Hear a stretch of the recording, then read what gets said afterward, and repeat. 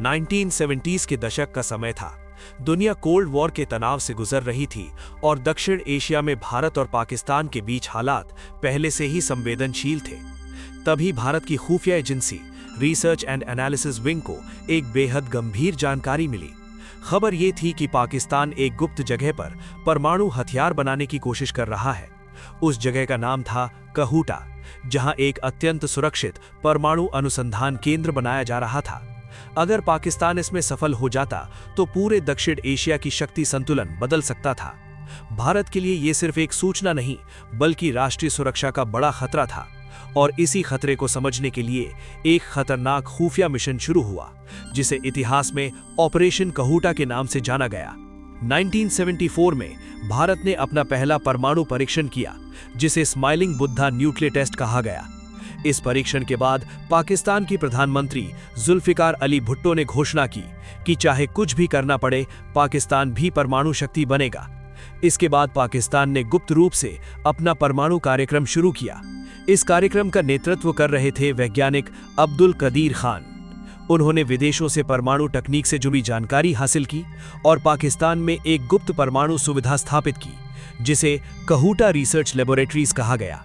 ये स्थान अत्यधिक सुरक्षा में रखा गया था और वहां की जानकारी बाहर निकलना लगभग असंभव माना जाता था।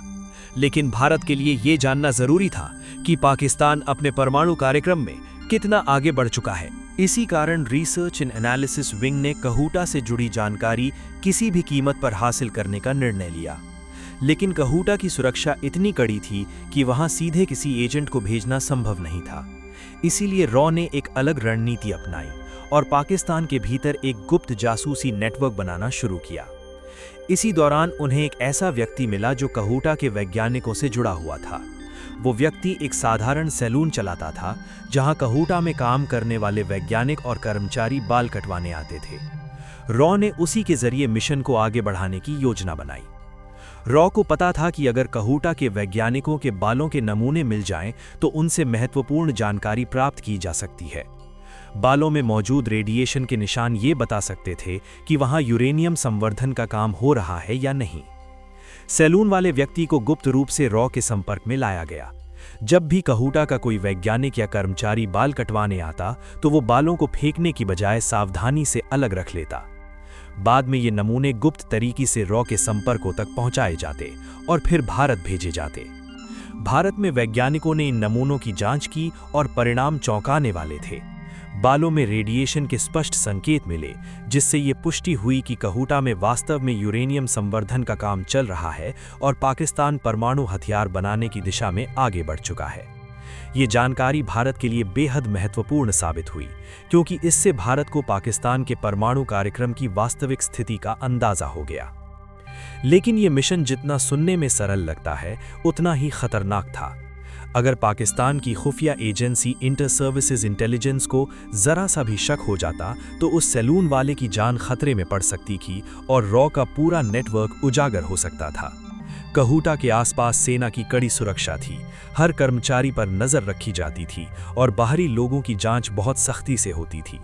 इसलिए रॉ एजेंटों को हर कदम बेहद सावधानी से उठाना पड़ता था, क्योंकि जासूसी की दुनिया में छोटी सी गलती भी गिरफ्तारी या मौत का कारण बन सकती है। ऑपरेशन कहूटा केवल भारत और पाकिस्तान के बीच की कहानी नहीं था।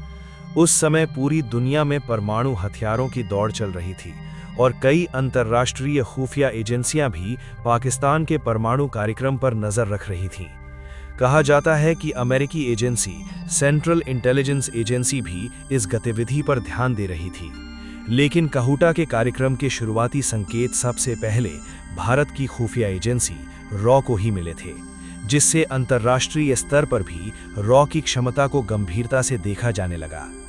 आज भी कहूटा रिसर्च लेबोरेटरीज दुनिया की सबसे सुरक्षित परमाणु सुविधाओं में गिनी जाती है। यही वो स्थान है जहां पाकिस्तान का परमाणु कार्यक्रम विकसित हुआ और आगे बढ़ा। ऑपरेशन कहूटा से जुड़ी कई बातें आज भी आधिकारिक रूप से सार्वजनिक नहीं की गई हैं। इसलिए इस मिशन को खुफिया इतिहास के सबसे रहस्यमयी ऑपरेशनों में से एक माना जाता है। इस पूरे मिशन की सबसे बड़ी खासियत ये थी कि रिसर्च एंड एनालिसिस विंग ने इसे पूरी तरह खामोशी से अंजाम दिया। न कोई आधिकारिक घोषणा हुई और न ही दुनिया को तुरंत इसके बारे में पता चला। रॉ के एजेंटों ने अपनी पहचान छुपाकर लंबे समय तक जानकारी इकट्ठा की और भारत को संभावित खतरे के बारे में पहले से चेतावनी दी। जासूसी की दुनिया में अक्सर वही मिशन सबसे सफल माना जाता है जिसके बारे में दुनिया को पता भी न चले। पाकिस्तान के परमाणु कार्यक्रम के पीछे सबसे बड़ा नाम अब्दुल कदीर खान का था। उन्हें पाकिस्तान के परमाणु कार्यक्रम का जनक माना जाता है। उनकी टीम ने कहूटा में यूरेनियम संवर्धन पर लगातार काम किया और धीरे धीरे ये कार्यक्रम मजबूत होता गया। समय के साथ ये नेटवर्क इतना बड़ा हो गया कि दुनिया की कई खुफिया एजेंसियां इस पर नज़र रखने लगीं। लेकिन ऑपरेशन कहूटा ने इस पूरे कार्यक्रम के शुरुआती रहस्यों को समझने में महत्वपूर्ण भूमिका निभाई। कई साल बाद पाकिस्तान ने आधिकारिक रूप से परमाणु परीक्षण किया, जिसे चगाई-1 न्यूक्लियर टेस्ट्स के नाम से जाना जाता है। उस समय पूरी दुनिया ने इसे देखा, लेकिन भारत के लिए ये अचानक होने वाली घटना नहीं थी। ऑपरेशन कहूटा के जरिए भारत को पहले ही इस कार्यक्रम के बारे में महत्वपूर्ण संकेत मिल चुके थे। ऑपरेशन कहूटा ये दिखाता है कि जासूसी की दुनिया में हमेशा हथियारों या युद्ध की जरूरत नहीं होती। कभी-कभी एक छोटी सी जानकारी, एक छोटा सा सबूत या एक साधारण व्यक्ति भी इतिहास की दिशा बदल सकता है। एक छोटे से सैलून से शुरू हुआ ये मिशन एक पूरे देश के परमाणु कार्यक्रम की सच्चाई तक पहुंच गया। यही वजह है कि खुफिया एजेंसियों की दुनिया हमेशा रहस्यमयी रहती है, क्योंकि जो कहानियां सामने आती हैं उनसे कहीं ज़्यादा कहानियां आज भी गुप्त फाइलों में बंद पड़ी हैं। उन फाइलों पर अक्सर सिर्फ एक ही शब्द लिखा होता है, टॉप। ऑपरेशन कहूटा की कहानी यहीं खत्म नहीं होती। इस मिशन की सफलता के बाद भारत की खुफिया agency research and analysis wing ने पाकिस्तान के परमाणु कार्यक्रम पर लगातार नज़र बनाए रखी। उन्हें पता था कि कहूटा में चल रहा काम आने वाले समय में दक्षिण एशिया की सुरक्षा को पूरी तरह बदल सकता है।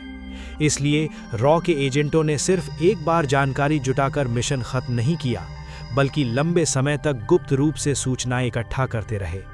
हर नई जानकारी भारत की सुरक्षा रणनीति के लिए बेहद महत्वपूर्ण होती थी। उस समय पाकिस्तान में परमाणु कार्यक्रम का केंद्र बना हुआ था कहूटा रिसर्च लेबोरेटरीज। यहाँ वैज्ञानिक दिन रात काम कर रहे थे और इस पूरे प्रोजेक्ट का नेतृत्व कर रहे थे वैज्ञानिक अब्दुल कदीर खान। सुरक्षा इतनी कड़ी थी कि कहूटा के आसपास सेना की चौकसी हमेशा रहती थी और हर कर्मचारी की गतिविधियों पर नज़र रखी जाती थी। बाहरी दुनिया के लिए ये जगह लगभग एक रहस्य थी, जहाँ क्या हो रहा है इसकी सटीक जानकारी बहुत कम लोगों को थी। लेकिन जासूसी की दुनिया में जानकारी कभी एक जगह नहीं रुकती। धीरे धीरे अलग अलग स्रोतों से मिलने वाली छोटी छोटी सूचनाएं एक बड़ी तस्वीर बनाने लगीं। रॉ के विश्लेषकों ने इन सभी जानकारियों को जोड़कर समझना शुरू किया कि पाकिस्तान का परमाणु कार्यक्रम किस दिशा में बढ़ रहा है। ये खुफिया जानकारी भारत के नीति निर्माताओं तक पहुंचाई जाती थी ताकि देश समय रहते अपनी रणनीति तैयार कर सके। ऑपरेशन कहूटा की सबसे बड़ी खासियत ये थी कि इसमें किसी युद्ध या सीधे टकराव की ज़रूरत नहीं पड़ी। ये पूरी तरह दिमाग, धैर्य और गोपनीयता का खेल था। जासूसी की दुनिया में कई बार सबसे बड़ी जीत वही होती है जब दुश्मन को ये पता भी नहीं चलता कि उसकी गतिविधियों पर नज़र रखी जा रही है। इसी कारण ये मिशन खुफिया इतिहास में एक महत्वपूर्ण उदाहरण माना जाता है। आज भी कहूटा और उससे जुड़ी कई जानकारियां पूरी तरह सार्वजनिक नहीं है, लेकिन इतना ज़रूर माना जाता है कि उस समय जुटाई गई खुफिया जानकारी ने दक्षिण एशिया की सुरक्षा रणनीति को समझने में बड़ी भूमिका निभाई। ऑपरेशन कहूटा इस बात का उदाहरण है कि कभी-कभी इतिहास की दिशा बंदूक या युद्ध से नहीं, बल्कि चुपचाप जुटाई गई जानकारी से बदल जाती है। समय बीतने के साथ ऑपरेशन कहूटा की कहानी खुफिया दुनिया की सबसे दिलचस्प कहानियों में गिनी जाने लगी। इस मिशन ने यह साबित कर दिया कि जानकारी की ताकत कितनी बड़ी होती है। भारत की खुफिया agency research and analysis wing ने बेहद शांत और गुप्त तरीके से पाकिस्तान के परमाणु कार्यक्रम से जुड़ी अहम जानकारी जुटाई। उस समय दुनिया के लिए कहूटा रिसर्च लेबोरेटरीज एक रहस्यमयी जगह थी, लेकिन धीरे धीरे उसके बारे में सच्चाई सामने आने लगी। इस पूरे कार्यक्रम के केंद्र में वैज्ञानिक अब्दुल कदीर खान की भूमिका भी लगातार चर्चा में रही। ऑपरेशन कहूटा ये दिखाता है कि जासूसी की दुनिया में कई बार बिना किसी युद्ध के भी इतिहास की दिशा बदल जाती है, क्योंकि असली ताकत अक्सर छिपी हुई जानकारी में होती है।